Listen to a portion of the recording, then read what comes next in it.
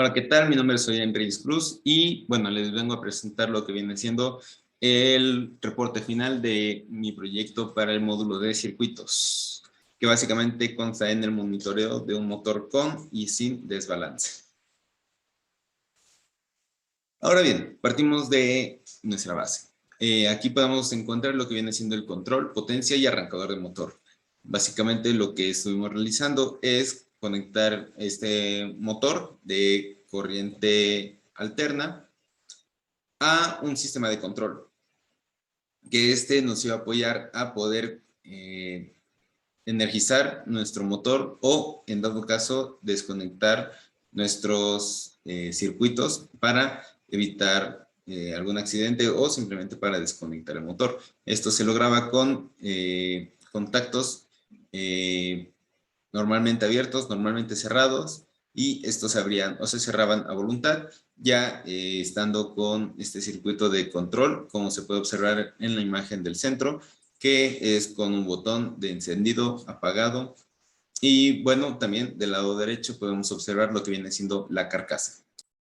Ahora, en el lado derecho podemos observar lo que viene siendo nuestra caja, nuestra carcasa, donde aquí podemos encontrar distintos circuitos que nos van a servir bastante para poder realizar la conexión de tierra, neutro, voltaje, inclusive la línea por donde va a estar pasando, y pues para así energizar o desenergizar nuestro motor.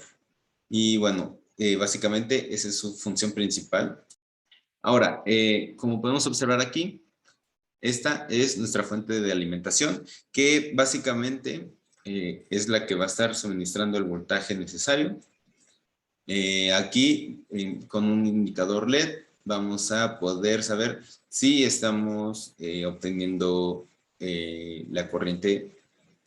Y aquí en el centro podemos observar que tenemos nuestro guardamotor, que en caso de que hayan picos de voltaje, este se desconecte para evitar que el motor se vea afectado, ya que esto podría afectar gravemente lo que viene siendo el motor. Y del lado derecho es un embobinado que básicamente este nos ayuda a conectar de mejor manera lo que viene siendo nuestro sistema de control, que es nuestro aparato para poder apagar y prender nuestro motor, y este nos va a ayudar sobre todo en ese sentido, ¿no? Ahora, del lado derecho, ¿qué es lo que del lado izquierdo, ¿qué es lo que tenemos?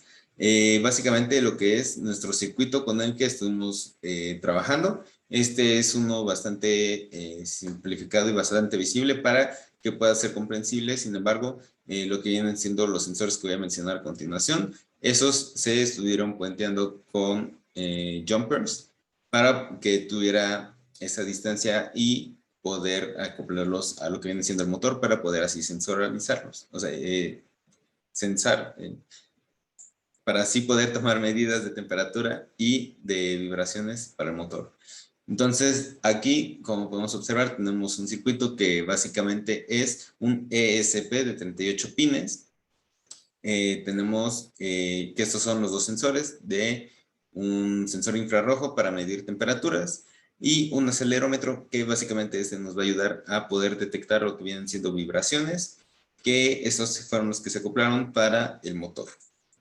Ahora, como mencioné, estos son los que se van a ocupar para poder medir temperatura y vibraciones en el motor. ¿Y cómo se hizo? Bueno, esto fue gracias a una carcasa en 3D para los sensores, que básicamente el sensor infrarrojo le dejamos un espacio en el centro para que pudiese acoplarse y poder medir mediante ese espacio, ese hueco, que pudiese mandar su haz de luz y poder tener una medición correcta, ya que si se tapaba, básicamente estaría midiendo la temperatura de la carcasa y pues bueno, nosotros no es lo que queremos, sino que para eso se le dejó el espacio.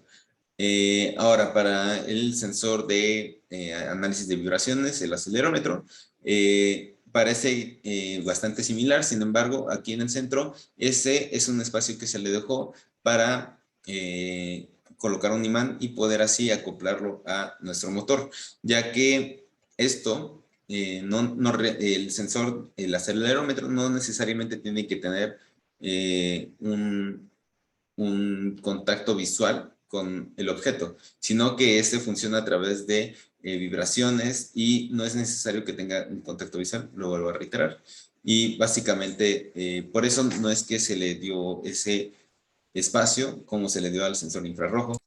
Y bueno, el principio de funcionamiento de este acelerómetro básicamente es de que se tiene una masa que está en voladizo y este básicamente va a estar oscilando mientras capte las vibraciones. Entonces, así es como va a estar obteniendo la información y nosotros vamos a poder después al analizar dichas vibraciones, ¿no? Ahora, el desbalance del motor. Aquí lo que nosotros realizamos es poner un acople donde pudiese entrar el eje del motor para asegurarlo de una mejor manera, ya que fue por interferencia. Este ajuste fue por interferencia. Sin embargo, decidimos ajustarlo todavía más y decidimos ponerle una abrazadera para poder asegurarlo todavía más. Ahora, para el contrapeso, decidimos colocar unos pesos que son unas plaquitas donde casi al centro de ellas tienen un barreno donde podemos ahí colocar el tornillo pasado y de seguido de ellos colocamos las tuercas y bueno, básicamente como se puede ver es que aquí en el eje y quedan sobresaliendo las masas que básicamente son las que van a estar generando ese desbalance de motor, ¿no? Ahora, gracias a distintos software como NeoRed, la implementación de Arduino e inclusive lo que viene siendo el dashboard de NeoRed. Básicamente estuvimos aquí analizando en tiempo real lo que viene siendo aceleración en X, aceleración en Y, aceleración en Z, velocidad angular en X, velocidad angular en Y, velocidad angular en Z y eso por el lado del acelerómetro. Por el lado de lo que viene siendo el sensor de temperatura, se estaba midiendo la temperatura ambiente y la temperatura del objeto. Y bueno, básicamente ese es el principio. La verdad que fue un poco complicado al inicio, pero sin embargo se logró poder poner en red nuestro circuito, mandar esas señales mediante también Arduino para poder programarlo. Se mandan las señales a NeoRed y gracias a una programación de bloques, de ahí se pasó a lo que viene siendo el dashboard, ¿no?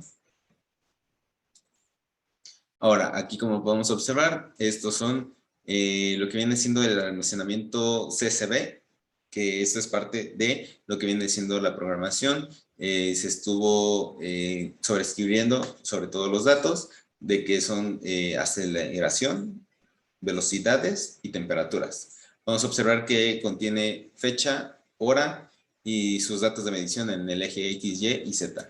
Para el caso de las temperaturas, como no son vectores, básicamente solamente es una medida dimensional de temperatura.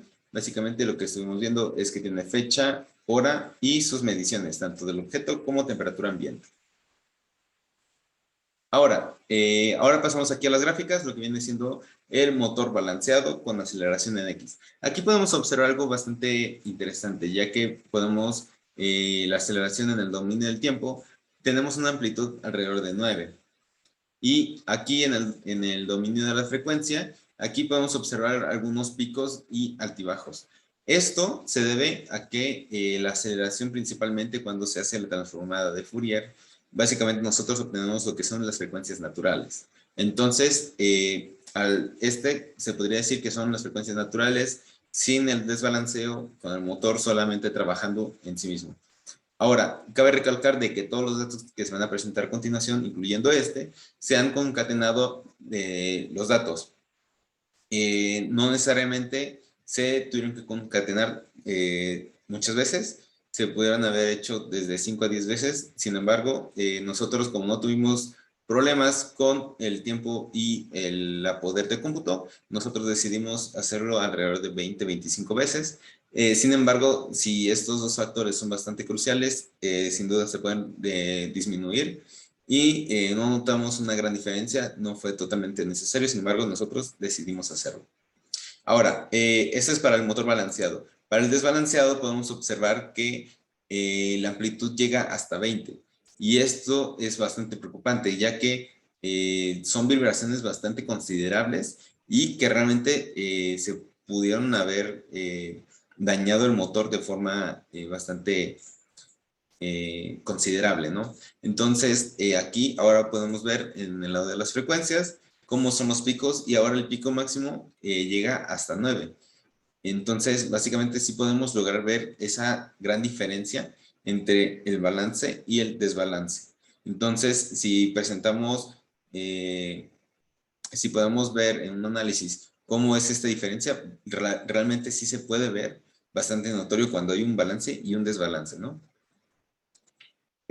Ahora, para la velocidad en X, básicamente pasa mucho de lo mismo. Se concatenaron igualmente los datos. Aquí podemos observar que balanceado llega hasta 150 y por la parte de la frecuencia llega hasta 16, ¿no? Entonces, solamente para corroborar nuestra velocidad con respecto al tiempo, nuestra máxima es de 150 y nuestra frecuencia puede llegar hasta 16. Entonces, ahora cuando pasamos al desbalanceo, podemos notar que ahora tenemos una negativa de menos 250 en el eje X. Esto debido a que el desbalanceo se está haciendo presente y podemos observar un rango donde el más el valor más alto en positivo es alrededor de 80-90 y el valor más grande en el lado negativo es de menos 250. Y ahora aquí podemos observar que del lado derecho las frecuencias llegan hasta 20.